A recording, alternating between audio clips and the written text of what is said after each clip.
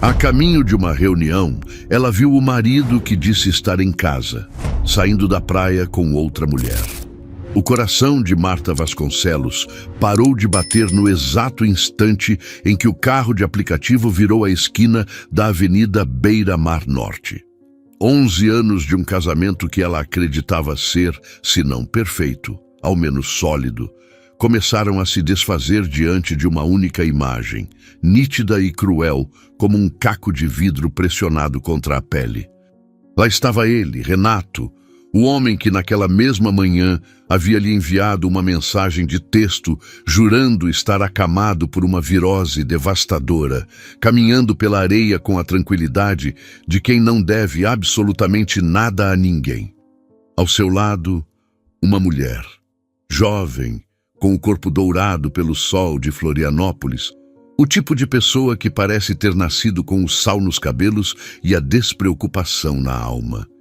E ele, Renato, o homem que passara mais de uma década declarando um ódio quase filosófico pela praia, descrevendo a areia como o inferno na terra e o mar como uma sopa de germes gigante, estava ali. E pior, ele estava rindo, uma risada aberta, gutural, que Marta não ouvia direcionada a si mesma há meses, talvez anos. Aquele som, mesmo abafado pela distância, pelo vidro do carro e pelo murmúrio do trânsito, foi a primeira pá de terra jogada sobre o caixão do que eles um dia foram. Se alguém algum dia duvidou da sua força, deixe like e se inscreva. Porque às vezes a coragem de uma mulher sozinha é o que o mundo mais precisa ver. O vento que entrava pela fresta da janela, antes um mensageiro de boas novas. O cheiro do mar, misturado à promessa de um dia produtivo, da reunião que poderia consolidar seu estúdio de design como uma referência na cidade. Agora parecia carregar o peso de uma humilhação que, embora testemunhada apenas por ela, tinha a dimensão de um espetáculo público. Marta era arquiteta de interiores. Sua mente funcionava em linhas retas, ângulos precisos e planos bem executados. Ela construía a harmonia a partir do caos, transformava espaços vazios em refúgios, em lares. Sua profissão era dar sentido e ordem ao mundo material. E, de repente, seu próprio refúgio, a estrutura mais fundamental de sua vida adulta, o casamento que ela mesma projetara com tanto cuidado, revelava-se uma farsa, uma construção com alicerces podres, prestes a ruir. A mulher ao lado dele não era uma ilusão de ótica. O cabelo preso num coque despretensioso que balançava com a brisa, a toalha de praia jogada sobre o ombro com uma familiaridade displicente, o jeito como ela andava, quase flutuando sobre a areia que Renato sempre amaldiçoou. E ele, ao lado dela, parecia uma versão editada de si mesmo. Não o marido que se arrastava pela casa nos fins de semana, reclamando do cansaço da semana e das demandas do trabalho. Não o homem que nos últimos tempos respondia às suas perguntas com monossílabos, enquanto seus olhos permaneciam fixos na tela do celular, um portal para um mundo do qual ela claramente não fazia parte. Aquele na praia era um Renato que Marta não reconhecia. Ou talvez, e essa era a verdade mais dolorosa, fosse um Renato que ela, em sua dedicação cega à manutenção da paz doméstica, se recusara a enxergar. A banalidade da mentira era o que mais a ofendia. Uma virose forte. Era tão preguiçoso, tão pouco inspirado, que o insulto à sua inteligência parecia maior do que a própria traição. Ele não se dera ao trabalho de criar uma desculpa mais elaborada, algo que exigisse um mínimo de esforço criativo. Ele simplesmente presumiu que ela acreditaria, que a sua palavra bastaria. Ele a via como parte da mobília, uma presença constante e garantida que não exigia manutenção ou cuidado. Essa constatação, a de ser subestimada de forma tão leviana, doeu com a intensidade de uma queimadura. O motorista do aplicativo, um senhor de olhar cansado e ombros curvados por um dia inteiro de trabalho, Percebeu a súbita mudança na atmosfera do carro. O silêncio de Marta não era de contemplação, era de choque. "Tudo bem por aí, dona?" ele perguntou, a voz grave ecoando pelo retrovisor. Marta piscou, a boca seca, a garganta fechada. As palavras não vinham. O que se diz num momento como aquele? Aquele homem ali, o que parece tão feliz na praia que ele diz odiar, é o meu marido, e segundo ele mesmo, deveria estar em casa, delirando de febre. Soaria como o delírio de uma louca, o início de uma cena patética que ela se recusava a protagonizar. Ela era Marta Vasconcelos. Ela não fazia cenas, ela projetava saídas, a reunião, o hotel boutique. O projeto que era a culminação de anos de trabalho duro, noites em claro e a coragem de abrir o próprio estúdio com sua sócia, Patrícia. Tudo isso pareceu subitamente distante, irrelevante, como se pertencesse a uma outra vida, a uma outra mulher que há 5 minutos ainda acreditava na solidez do seu mundo. O hotel, com sua promessa de vista para o mar, agora parecia uma piada de mau gosto. O mesmo mar que servia de cenário para a traição de seu marido seria a paisagem que ela venderia aos seus clientes, como um símbolo de paz e exclusividade. A ironia era tão espessa que ela quase podia tocá-la. Ela respirou fundo, buscando no fundo de sua mente a disciplina que aplicava em suas obras. Uma arquiteta não se desespera quando encontra um problema estrutural inesperado. Ela analisa, recalcula a rota e encontra uma nova solução. Seu casamento era agora um problema estrutural. E a solução não seria um remendo. Seria uma demolição completa e controlada. A imagem dele rindo, com a cabeça jogada para trás, voltou a assaltar sua mente. Era uma risada que ela sentia falta, uma risada que um dia fora dela. Quando foi a última vez que ele riu assim com ela? Ela vasculhou a memória, tentando encontrar uma lembrança recente, mas só encontrava ecos distantes, sorrisos protocolares em jantares com amigos, risadas forçadas para suas piadas. A alegria genuína, aquela que brotava espontaneamente, parecia ter sido reservada para outros palcos, para outras plateias, e a mulher ao lado dele, a jovem bronzeada, era a prova viva disso. Ela não era apenas uma aventura casual. Ela era o sintoma de uma doença que corroía seu casamento por dentro, silenciosamente, enquanto Marta se ocupava em manter a fachada impecável. Com a disciplina de uma mente treinada para encontrar ordem no caos, Marta se recompôs. A voz que saiu de sua boca não traiu a tempestade que se formava em seu peito. Era firme, quase fria, um comando despido de qualquer emoção. "Pode parar aqui, por favor." Não foi um pedido, foi uma ordem. O motorista, talvez aliviado por não ter que decifrar o silêncio pesado que se instalara, obedeceu prontamente, encostando o carro junto ao meio-fio. Ela não esperou que ele perguntasse o motivo. A porta se abriu, e o ar salgado e úmido de Florianópolis a atingiu como uma onda física, um choque térmico que a arrancou da bolha de incredulidade. Ela desceu sem pensar, os pés calçados em sapatos elegantes, tocando o asfalto quente do calçadão. Por um instante, o mundo se resumiu a uma cacofonia de sons.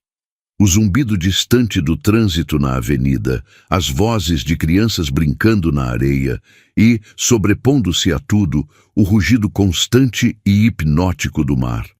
Era um som que normalmente a acalmava, mas que agora parecia abafar até mesmo a pulsação frenética em seus ouvidos, como se a natureza estivesse conspirando para isolá-la naquele momento de revelação. Ela não caminhou em direção a eles. Apenas ficou ali, uma estátua de dor e dignidade, usando a distância como um escudo e, ao mesmo tempo, como uma lente de aumento para sua própria agonia. De seu posto de observação involuntário, ela viu a cena se desenrolar com uma clareza cinematográfica. Renato e a mulher caminharam mais um pouco. os corpos movendo-se em uma sincronia relaxada, e pararam próximos a um quiosque de madeira rústica, pintado de um azul desbotado pelo sol e pela maresia. Ele disse algo que a fez rir, e então se adiantou para comprar algo. Voltou com um coco verde em uma mão e 2 canudos na outra. Eles não procuraram uma mesa vazia, mas se acomodaram em um banco de madeira simples, um pouco afastado do movimento, de frente para a imensidão do Atlântico. Era uma cena de uma banalidade desconcertante, um clichê de romance de verão que, para Marta, se transformava em um espetáculo de horror íntimo. Eles dividiram o coco, um gole dele, um gole dela, os canudos se tocando, os olhares se encontrando por cima da fruta, e então veio o gesto que transformou a suspeita em certeza, a dor em uma ferida aberta.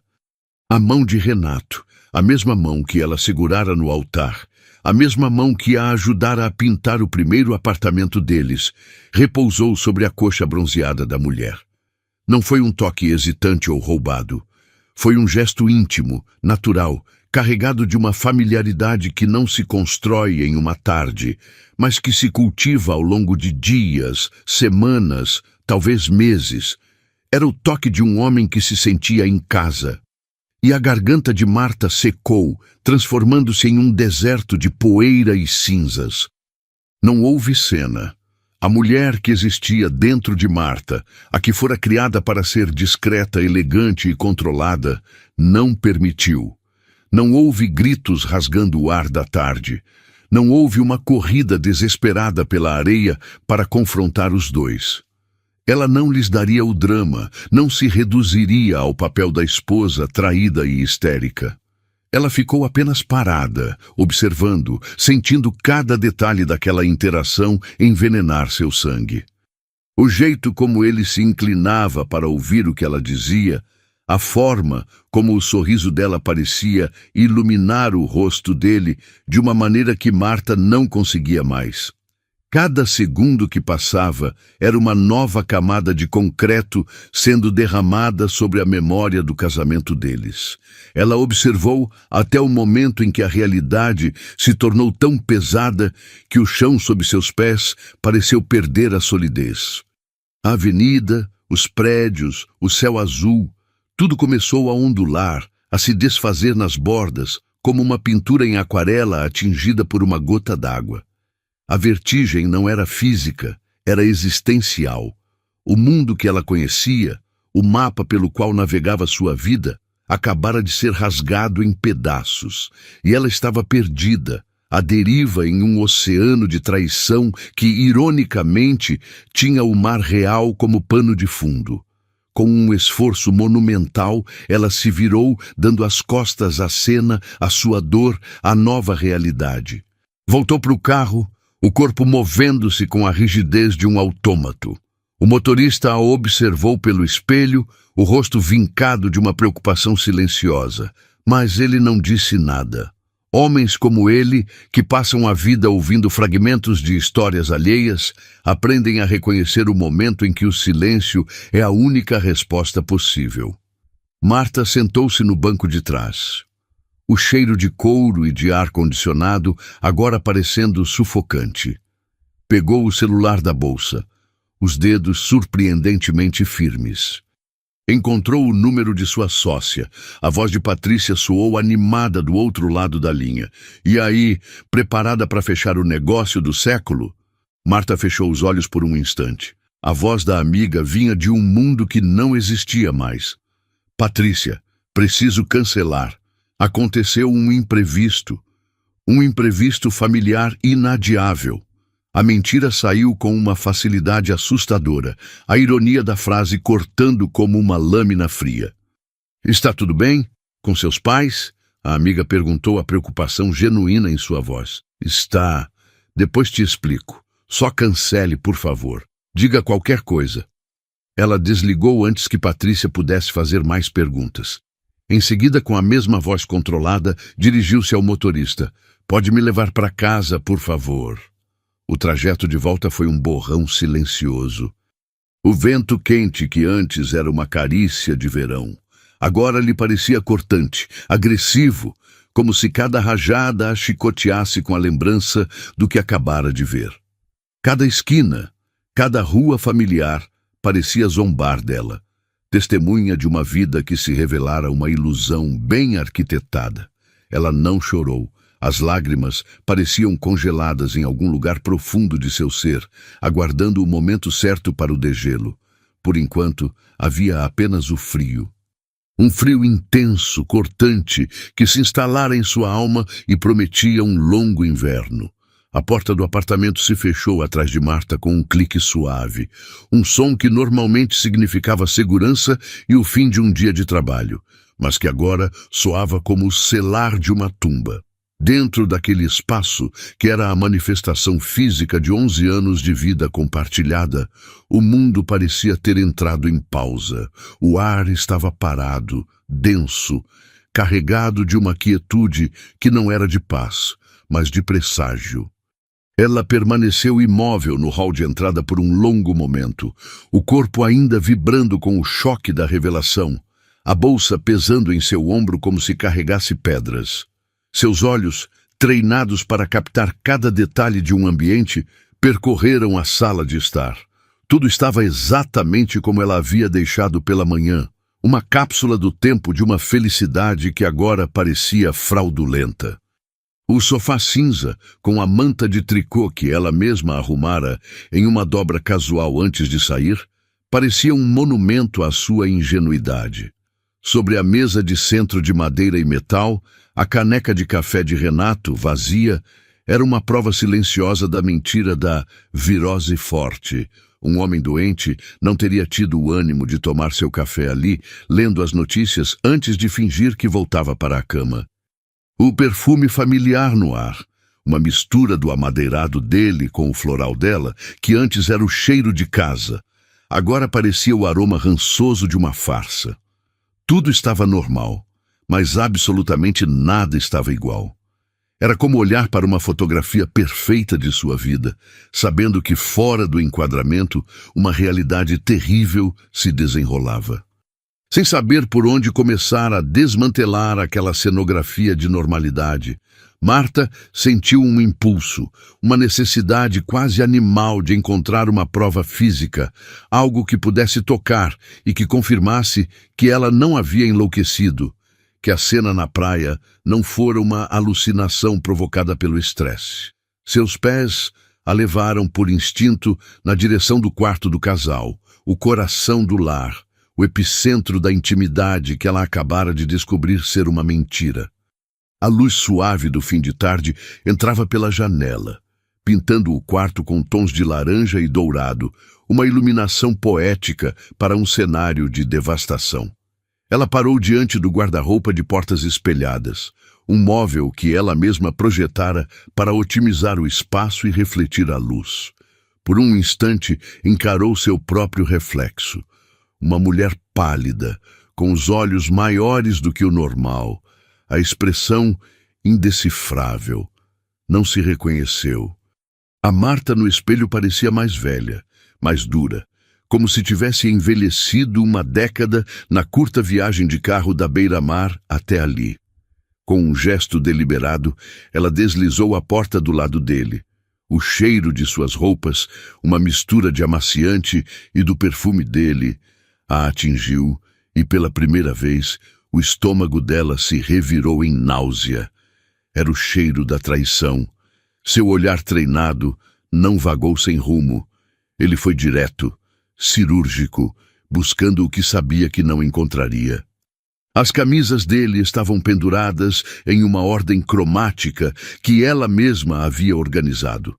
As calças dobradas em pilhas perfeitas. Mas o olhar dela procurava por ausências, não por presenças. E então ela viu. O espaço vazio na prateleira onde ele guardava as bermudas de tecido mais leve. A bermuda azul marinho, sua favorita para viagens a lugares quentes, aquela que ele usara nas férias em Trancoso há 2 anos, não estava lá. Em seguida, seus olhos subiram para o cabideiro das camisas casuais. A camisa de linho branca, aquela que ela lhe dera de presente de aniversário e que ele usava com as mangas dobradas até os cotovelos, também havia desaparecido. As duas peças que ela vira de longe, vestindo o homem que ria na praia. O coração dela não acelerou. Pelo contrário, pareceu afundar no peito. Um peso morto, frio e pesado. Não era uma coincidência. Não era um engano. Era a prova. A confirmação material e irrefutável de que a vida que ela acreditava ter era uma peça de teatro, e ela era a única na plateia que não sabia o final. Aquele vazio no guarda-roupa era mais eloquente do que qualquer confissão. Mas o que mais a feriu naquele momento, o que a atingiu com a força de um soco no estômago, não foi a confirmação da infidelidade em si. A traição era uma ferida comum, quase um clichê nas narrativas de casamentos desfeitos. O que a quebrou foi a percepção da forma banal, preguiçosa e profundamente desrespeitosa, como ele a havia subestimado. A escolha daquelas roupas, peças que ela conhecia, que ela havia comprado ou lavado inúmeras vezes, era um ato de descuido que beirava o desprezo. Ele não se deu ao trabalho de usar algo novo, algo que ela não reconheceria. Ele não se preocupou em esconder os rastros. Ele simplesmente contou com a cegueira dela, com a sua confiança inabalável, para acobertar sua vida dupla. Ele a via não como uma parceira, uma igual, mas como um elemento passivo em sua vida, uma administradora do lar que não precisava ser considerada em seus planos secretos. Essa arrogância, essa certeza de que ela era facilmente enganável, foi o verdadeiro veneno. A traição feria o coração, mas a subestimação aniquilava a alma. E foi ali, parada diante do guarda-roupa semi-vazio, que a tristeza de Marta começou a se cristalizar em algo mais duro, mais frio, uma resolução. Ela fechou a porta do armário lentamente, o som deslizando suavemente, sem denunciar a guerra que acabara de ser declarada em seu interior. Ela não iria confrontá-lo quando ele chegasse, com o cheiro de mar e mentiras. Não lhe daria a satisfação de uma cena, não se entregaria às lágrimas e acusações que ele certamente esperava e para as quais já devia ter um roteiro de negações e falsas desculpas. Fazer isso seria jogar o jogo dele, com as regras dele. Seria dar-lhe o poder de se vitimizar, de torcer a narrativa, de talvez até mesmo culpá-la por sua carência ou pelo desgaste da relação. Não, ela não seria a protagonista de uma tragédia impulsiva. Ela seria a arquiteta de uma justiça calculada. Se ele a subestimou como esposa, ele logo descobriria o erro fatal de subestimá-la como estrategista. Ela iria planejar. Iria coletar mais provas, não para se convencer, pois a convicção já era absoluta, mas para construir um caso inatacável, uma fortaleza de fatos contra a qual as mentiras dele se despedaçariam. Ela usaria a mesma mente metódica que usava para projetar casas, a mesma atenção aos detalhes, a mesma paciência para ver a estrutura se erguer. E isso, planejar, construir, executar, ela sabia fazer como ninguém. A dor ainda estava lá, uma brasa ardente em seu peito, mas agora havia um propósito. A arquiteta traída estava prestes a desenhar a planta da demolição mais importante de sua vida. Horas se arrastaram com a lentidão de uma tortura silenciosa. Marta não se moveu do sofá, exceto para buscar um copo d'água que mal tocou. Ela não ligou a televisão, não abriu um livro, não respondeu às mensagens preocupadas de sua sócia. Apenas ficou ali, sentada na penumbra crescente do apartamento, enquanto o sol se punha sobre Florianópolis, pintando o céu com cores vibrantes que pareciam uma afronta à sua dor. Cada som do lado de fora, uma sirene distante, a risada de vizinhos no corredor, o motor de um carro estacionando, era um gatilho para a sua ansiedade. Ela estava em modo de espera, uma predadora aguardando a presa voltar para a toca, mas a sensação era a de uma vítima amarrada, esperando o retorno de seu carrasco. O apartamento, seu santuário, havia se transformado em um palco, e ela, a diretora recém-empossada, precisava ensaiar seu papel, encontrar o tom exato, a expressão correta. Não podia haver raiva em seus olhos, nem tremor em sua voz. Tinha que ser a personificação da normalidade, uma performance tão convincente que o faria baixar a guarda completamente. E então, o som. A chave girando na fechadura, um ruído metálico que sempre fora reconfortante e que agora soava como o mecanismo de uma armadilha sendo ativado. A porta se abriu e Renato entrou. A primeira coisa que Marta notou foi o esforço. Tudo nele era uma performance deliberada. Os ombros caídos, o suspiro exagerado de cansaço, a maneira como ele jogou as chaves na pequena bandeja do aparador com um gesto de exaustão. Ele trazia consigo o mesmo ar cansado que vestia todos os dias ao voltar do escritório, mas hoje a fantasia era mais elaborada, mais estudada. Ele a viu no sofá e tentou um sorriso fraco, o sorriso de um homem que lutou bravamente contra uma doença terrível. A desculpa, evidentemente ensaiada no trajeto para casa, veio sem que ela precisasse perguntar. Nossa, meu amor, que dia! Fiquei mal o dia inteiro de verdade. Ele começou, a voz um pouco pastosa, como se a garganta estivesse arranhada. Mas no fim da tarde não aguentei mais ficar trancado. Fui dar uma volta rápida no quarteirão, só para tomar um ar. Dormi o dia todo e já estava agoniado. Tem 20 minutos que saí e já voltei cansado. Ele fez uma pausa, como se buscasse o próximo ato. Tentei te ligar para avisar, mas o celular descarregou. Marta apenas assentiu, um movimento lento e deliberado da cabeça. Dentro dela, um vulcão de desprezo e fúria ameaçava entrar em erupção, mas sua face era uma paisagem de calma e compreensão. Ela observou, com a acuidade de uma perita forense, a cara de pau monumental dele ao proferir aquela cascata de mentiras. Era uma obra-prima da dissimulação, e ela quase sentiu uma admiração perversa pela audácia. Enquanto ele se aproximava, falando sobre como a virose o havia deixado fraco, os sentidos dela, agora hiperaguçados, captavam os detalhes que a performance dele não conseguia esconder. Havia um cheiro quase imperceptível sob o perfume que ele usava, um odor químico e adocicado de protetor solar, e havia a cor. O tom de sua pele nos braços e no pescoço não era o de um homem pálido e doente confinado a um quarto escuro. Era o brilho sutil, mas inconfundível, de um bronzeado recente, a marca do sol da tarde na sua pele. Ele parou na frente dela, esperando talvez um gesto de carinho, uma palavra de compaixão. Em vez disso, Marta lhe deu um sorriso calmo, enigmático, que não alcançou seus olhos. É engraçado, disse ela, a voz saindo suave como seda, um contraste brutal com a turbulência em sua alma. Ela se levantou e caminhou até ele, ousando invadir seu espaço pessoal, forçando-o a manter o contato visual. Passou a mão de leve pelo braço dele, um gesto que poderia ser interpretado como carinho, mas que para ela era um ato de verificação, sentindo o calor residual do sol na pele dele. Hoje, quando estava indo para aquela minha reunião, vi um homem na orla igualzinho a você. Idêntico.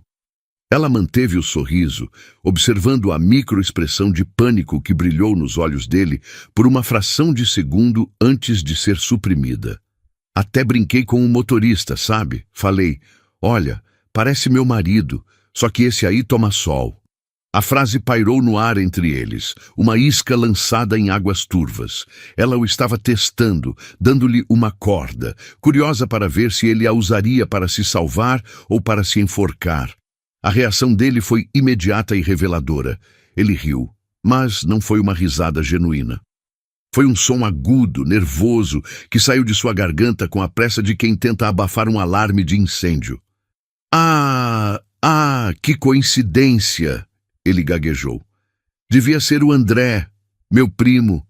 Você sabe como o povo vive confundindo a gente.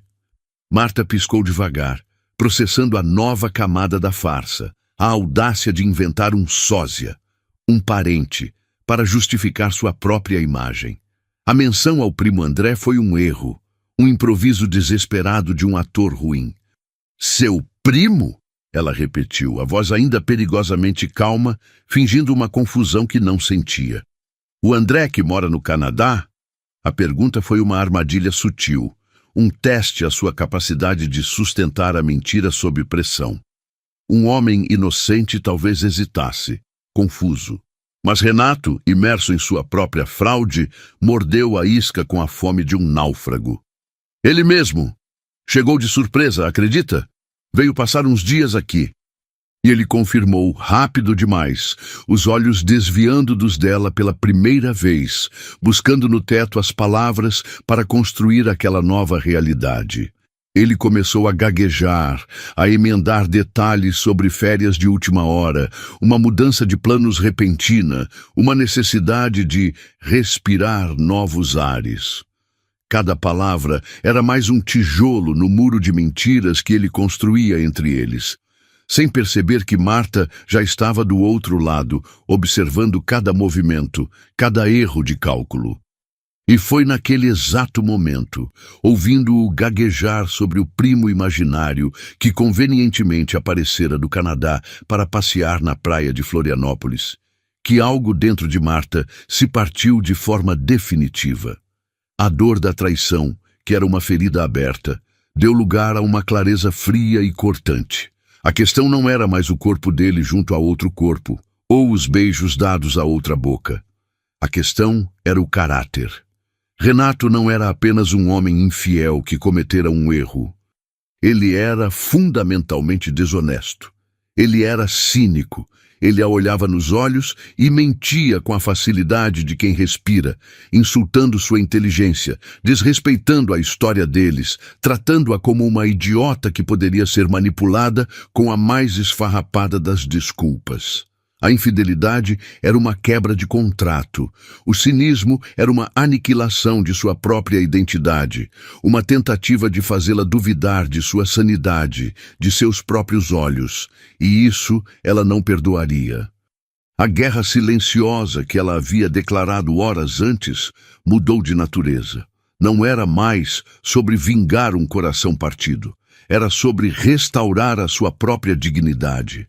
Era sobre provar para si mesma, antes de mais nada, que ela não era a tola que ele acreditava que ela fosse. Ele não haveria chorar, ele não haveria gritar, ele haveria sorrir, como estava sorrindo agora, enquanto o mundo dele, sem que ele soubesse, começava a ser metodicamente demolido.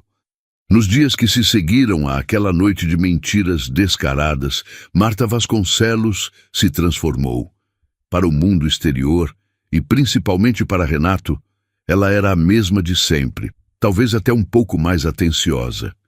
A mudança não foi externa, mas uma reorganização sísmica em seu interior. A dor lancinante da traição e a fúria gelada do desprezo não desapareceram. Em vez disso, foram canalizadas, transmutadas em um combustível de alta octanagem para a sua mente. Ela se tornou duas pessoas, habitando o mesmo corpo com uma disciplina assustadora. Durante o dia, era a arquiteta competente, a sócia dedicada, a esposa compreensiva.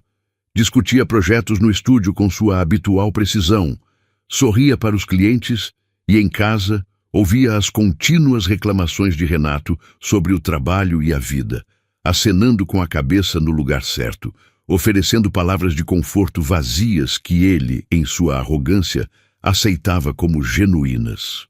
Ela se tornou uma atriz impecável no palco de sua própria vida, mantendo a fachada da normalidade com um talento que nem ela sabia possuir.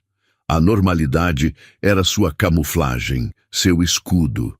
Cada sorriso, cada bom dia, meu amor, cada pergunta sobre como fora o dia dele era um ato de guerra disfarçado de paz.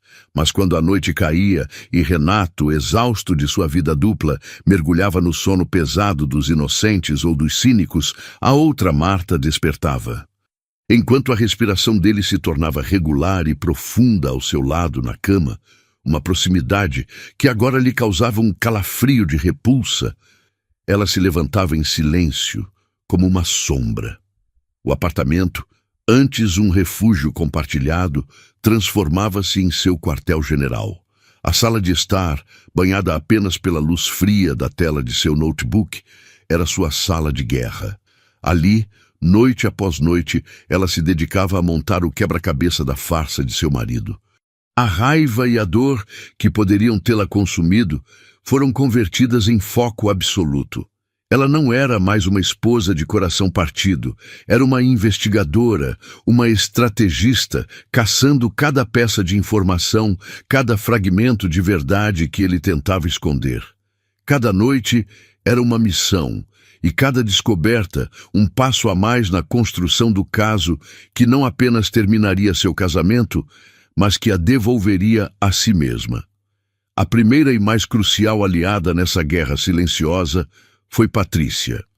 Mais do que sua sócia no estúdio de design, Patrícia era sua amiga de uma vida, a irmã que ela escolhera e, por uma feliz coincidência do destino, uma das mais astutas advogadas de direito de família de Florianópolis. Na tarde seguinte à sua descoberta, Marta a chamou para um café em um lugar discreto, longe dos seus pontos habituais. Sem lágrimas, com uma voz firme que surpreendeu a própria Patrícia, ela contou tudo. Desde o flagrante na praia até a mentira patética do primo canadense. Patrícia ouviu em silêncio, seus olhos inteligentes analisando não apenas a história, mas a força recém-descoberta em sua amiga. Não houve palavras de pena, apenas de ação. "O que você quer fazer, Marta?" Ela perguntou, indo direto ao ponto. "Eu não quero um divórcio litigioso e barulhento. Eu não quero drama. Eu quero controle. Eu quero que ele não tenha para onde correr quando eu decidir agir", respondeu Marta, a voz cortante. E foi Patrícia quem sugeriu o passo mais ousado e tecnicamente arriscado: acessar o WhatsApp dele. Não por vingança pueril, mas por estratégia legal. "Precisamos de provas irrefutáveis, datas, locais, a natureza do relacionamento. Isso nos dará toda a vantagem na negociação, no bloqueio de bens, em tudo." Naquela mesma noite, o plano foi posto em prática. Enquanto Renato tomava um banho demorado, cantarolando, alheio à teia que se formava ao seu redor, Marta agiu com a precisão de uma cirurgiã. Pegou o celular dele, que estava carregando na sala, e com as mãos firmes seguiu as instruções que Patrícia lhe dera.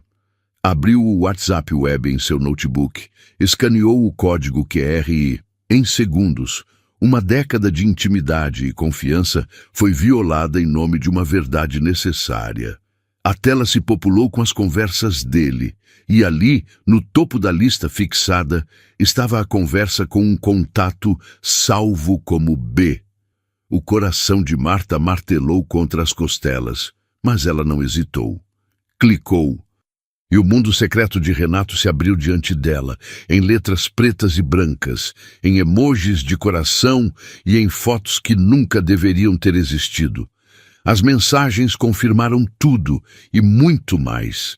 Havia apelidos carinhosos que ele não usava com ela há anos. Havia planos para fins de semana, desculpas que ele daria a ela, piadas internas. E havia o nome dela, Bianca, uma professora de surf, exatamente como a mulher da praia parecia ser. Ele a conhecera por acaso, meses atrás, quando decidira começar a correr no calçadão, uma atividade saudável que Marta, na época, havia incentivado, cega para suas verdadeiras motivações. Lá estava tudo, um diário detalhado de sua traição. As datas dos encontros que batiam perfeitamente com as reuniões de trabalho até tarde ou as partidas de futebol com os amigos. As fotos que eles trocavam, ela de biquíni na areia, ele sorrindo em uma selfie tirada dentro do carro, o mesmo sorriso que ele negara a Marta por tanto tempo.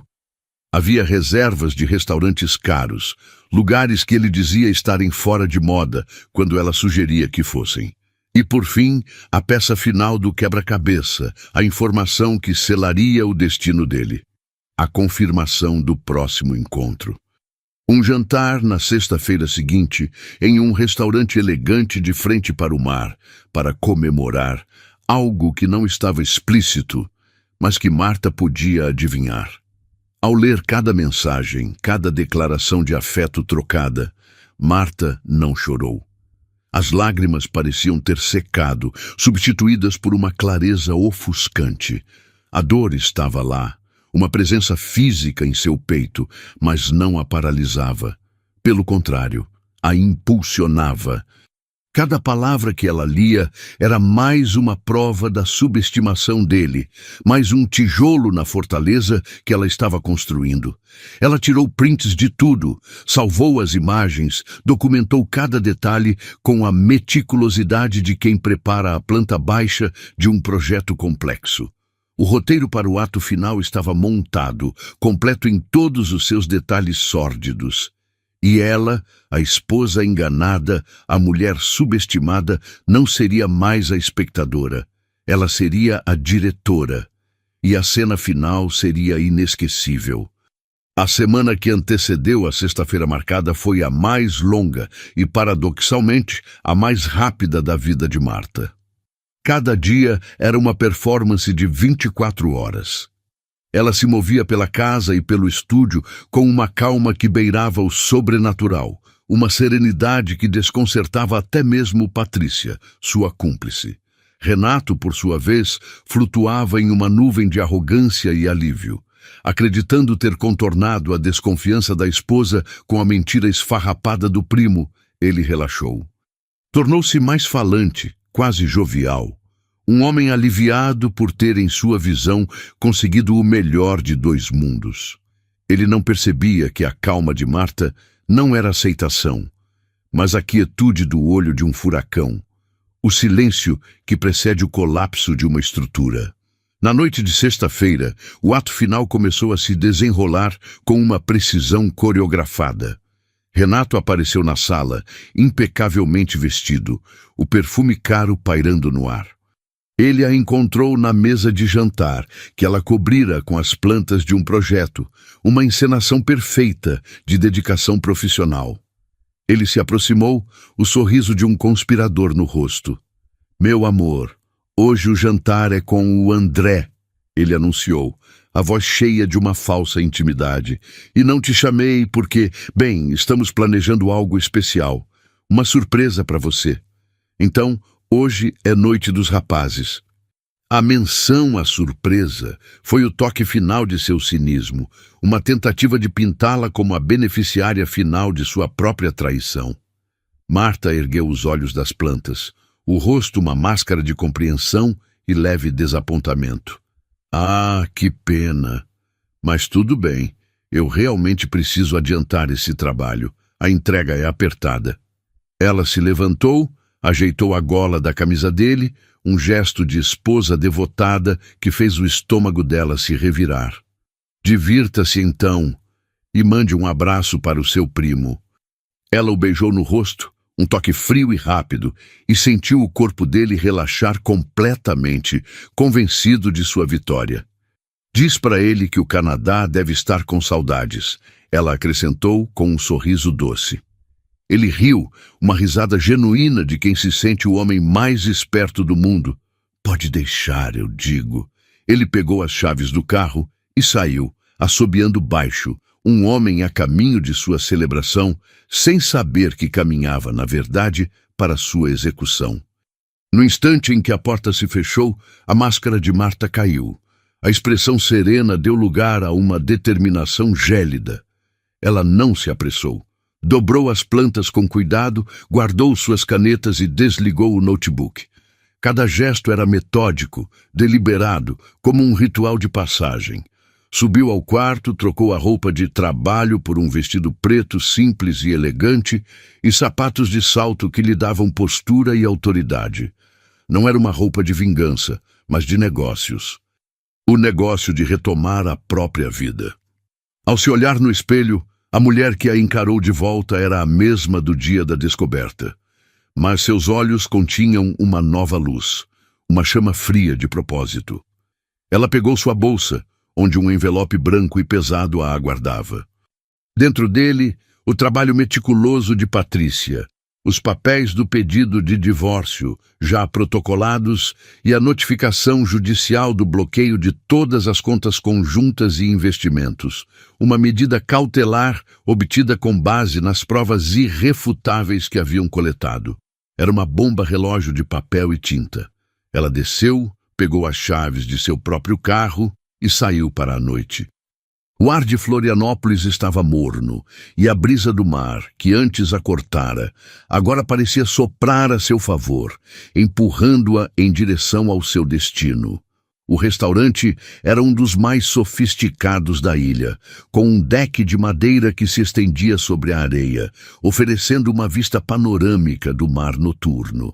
Marta chegou primeiro, exatamente como previra. Ele provavelmente fora buscar Bianca em casa, estendendo a farsa até o último minuto. A hostess a cumprimentou com um sorriso profissional. "Mesa para uma?" perguntou. "Sim, por favor. Uma mesa discreta, ao fundo. Gostaria apenas de tomar um drink e observar o movimento", respondeu Marta, sua calma desarmando qualquer suspeita. Ela foi conduzida a uma mesa pequena em um canto do salão interno, de onde tinha uma visão clara da entrada e do salão principal, sem ser facilmente notada.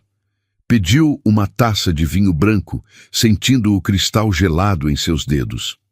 Ela não estava nervosa. A adrenalina que sentia não era de medo, mas de clareza. Era a sensação de um arquiteto no dia da inauguração de uma obra complexa, vendo todas as peças finalmente se encaixarem. Ela bebericou o vinho lentamente, os olhos fixos na porta, aguardando. E então, eles entraram.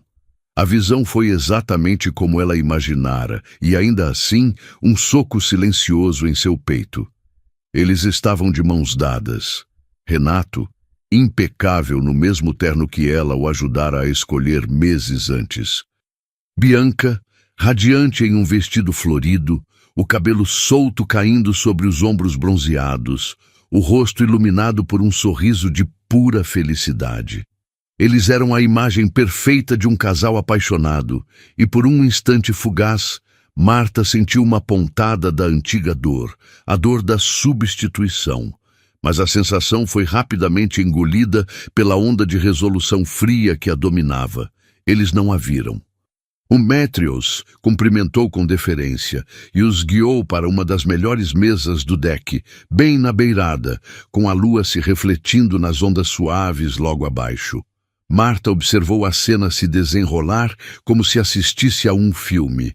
Viu Renato puxar a cadeira para Bianca. Viu o sommelier se aproximar e Renato escolher o vinho com ares de conhecedor. Viu a cumplicidade nos olhares que trocavam sobre a mesa. Ela esperou. A paciência era sua arma mais poderosa. Esperou o garçom chegar com a garrafa de vinho tinto, abri-la com a devida cerimônia e servir as 2 taças. Esperou que eles erguessem as taças para um brinde. Foi nesse exato momento, o instante congelado do brinde deles, que Marta se levantou. Deixou uma nota sobre a mesa para pagar por seu vinho e caminhou. Seus passos eram firmes, silenciosos sobre o piso de madeira, o som abafado pela música ambiente e pelo murmúrio das conversas. Ela se aproximou da mesa deles por trás, uma sombra elegante que emergiu da penumbra. Nenhum deles a notou até que ela estivesse parada ao lado da mesa. Renato foi o primeiro a vê-la. Seu rosto, que estava iluminado por um sorriso, se desfez. A cor sumiu de suas bochechas, deixando para trás uma palidez cadavérica. O sorriso congelou. A taça de vinho em sua mão tremeu levemente. Bianca, sentindo a mudança abrupta na atmosfera, virou-se, o olhar confuso passando de Renato para a mulher desconhecida que os encarava com uma calma aterradora. Sem dizer uma única palavra, Marta estendeu o braço e colocou o envelope branco sobre a toalha imaculada da mesa, exatamente entre os dois pratos. O som do papel tocando o tecido foi o único ruído no silêncio que se criou ao redor deles. Renato olhou para o envelope como se fosse uma serpente. Ele sabia. Em algum lugar no fundo de sua mente, ele sabia o que era aquilo. Bianca olhava de um para o outro, a confusão em seu rosto dando lugar a um alarme crescente. Foi então que Marta falou, a voz baixa, clara e cortante, audível apenas para os dois. Ela se inclinou ligeiramente, um sorriso mínimo e gelado nos lábios, e disse, olhando diretamente nos olhos apavorados de seu marido: "Diz para o seu primo André que o Canadá está te esperando." E então ela se virou. Não esperou por uma resposta, por uma explosão, por um pedido de desculpas. Apenas se virou e saiu, com a mesma dignidade e passos firmes com que entrara. Ao passar pela porta do restaurante e sentir a brisa do mar em seu rosto, ela respirou fundo, um sopro de ar que parecia limpar seus pulmões de 11 anos de poeira e ilusão. Aquele vento não era mais cortante. Era a carícia de um recomeço. Atrás dela, o caos controlado que ela projetara começou. Renato, paralisado por alguns segundos, finalmente se levantou, derrubando sua cadeira no processo. "Marta, espera!" ele gritou, mas ela não olhou para trás. Ele se virou para Bianca, o pânico estampado em seu rosto. "Me desculpa, Bianca. Eu ligo depois para explicar."